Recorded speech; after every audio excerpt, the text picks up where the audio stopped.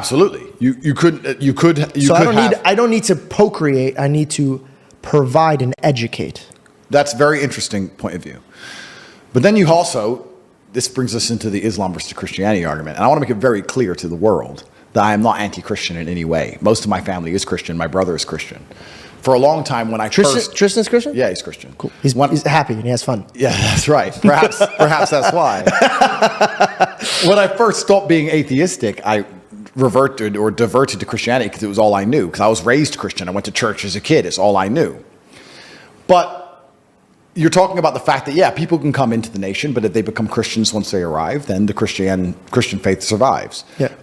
But I think that for that to happen, there would have to be some form of power gap or power vacuum, and it's not atheists which are arriving, and it's going to be very difficult to convince them out of Islam into Christianity, and I'll tell you why. I am not an Islamic scholar, and I don't consider myself knowledgeable on Islam. I'm new to the religion. I'm only a year in and I'm studying as best I can, but there's a lot of people who know more than me. But from my understanding and my practices, Islam is very rigid and it's strict, and you know what's right and you know what's wrong. And it provides solutions and answers in a very strict, non-ambiguous way. And I feel like if you live a difficult life, like we talked about earlier about why my fan base is so galvanized and why they believe in me, because I offer rigid solutions to problems. And if you come from a difficult place or you raised in a difficult country or a war zone, you're going to look for that rigidity. I don't think the softness of Christianity, and I don't say that as an insult, I just state that as a matter of fact, will be appealing to people who have come from war zones. I just don't, I think it's going to be very difficult to convert them to Christianity. And we're seeing now in the Western world, huge proportions of Christian countries are now just becoming Islamic strongholds, and they can't be penetrated or changed. And okay, but you're making it seem like a lot of people that worship Islam, they're very, very strict with their policies. There's a lot that and by the way, let me speak positively about Islam so people don't confuse my nature. We're friends here, by the way, everyone. We're on the same, I don't agree. Speak for me. I'm just kidding. No. Heathen. No, I really, really, really, really, really respect Islam for one reason, the way they stand up for their God. Absolutely. And I actually take notes from them. Yep. So I don't want anybody, in fact, my God is their prophet. Yep. So we do see a lot of eye to eye. We just don't see the final destination of who God is. Correct. But I definitely respect anybody in their faith. And I think I'd rather you have faith in a God than you have no faith in God at all. Agreed. So we're on the same playing field. Yeah. Okay. But to say that Christians have values and they don't follow them and Islam does, it's not true. I have many friends. For example, you're Islamic now, but you drink and you smoke. No, I don't drink. Not anymore. But there's a lot that I have friends with that do. Yeah. So the theory of them not following their rules that's just a man. I don't think that's a religion. I think every man falls short. Yeah. I think this is the truth. I think an Islamic man that stands in front of me sins against God. And I think a Christian man sins against God. Oh yeah, we're not perfect in any regard. Yeah.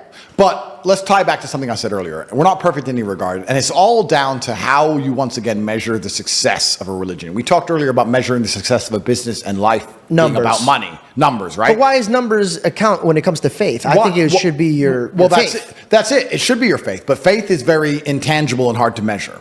So I'm just using my limited human brain. Let's just try and measure the success of a religion. Well, the fastest growing religion is Islam. It's not the biggest. It's the fastest growing. Yeah.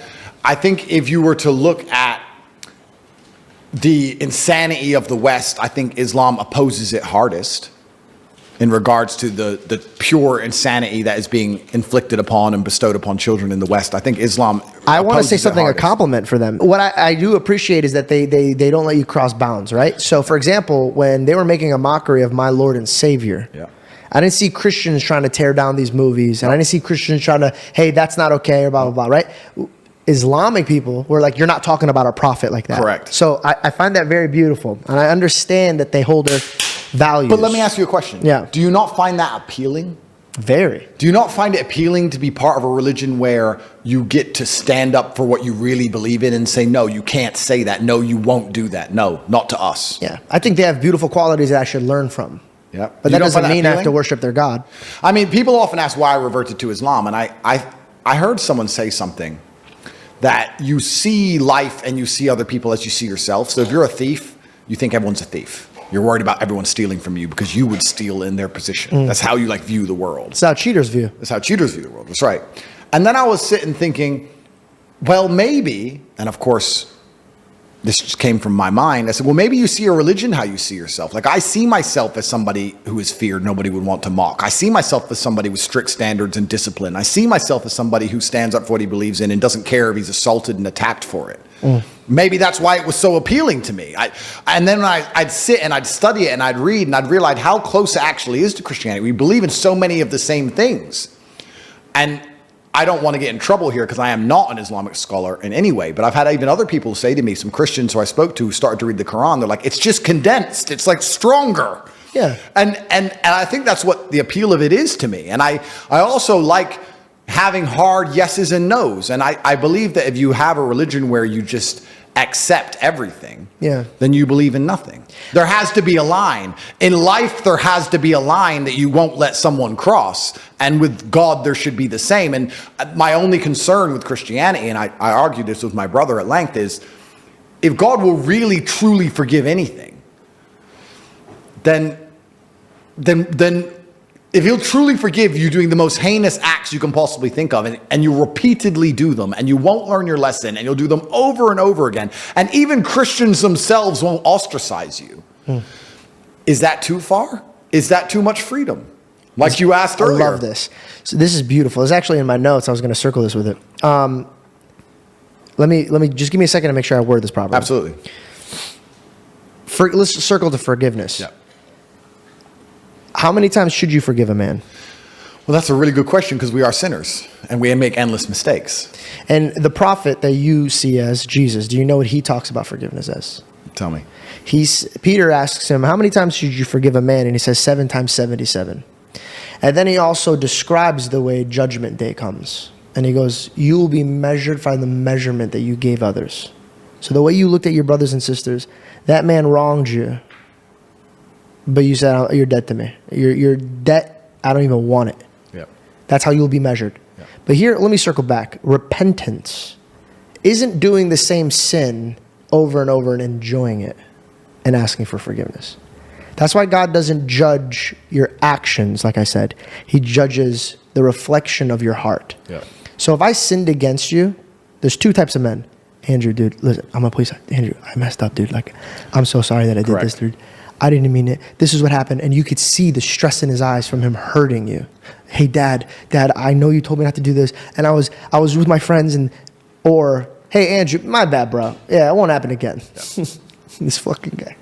Yeah. There's a difference. Of course there is. You can't hide your heart from God. Absolutely. So that's why I say only God could judge.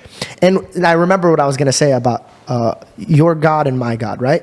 I believe that if there is a God out there, he wants you to come in the same direction that I'm going, and vice versa. So I think I never want to debate religion ever, because then I'm trying to disprove your God, and that might be holding your heart, and I don't want to do that. I agree. But what we could do is I say, I'll pray to my God, and you pray to your God to open up one of our eyes and hearts.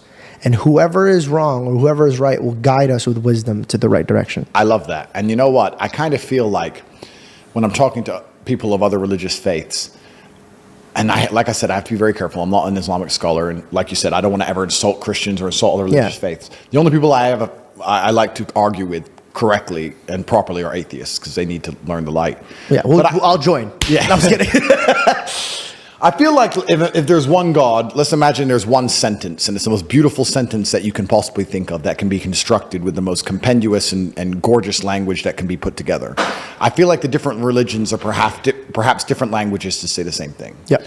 And, you know, German sounds different to Russian, sounds different to English, but you can say it in different ways, but it all means the same thing.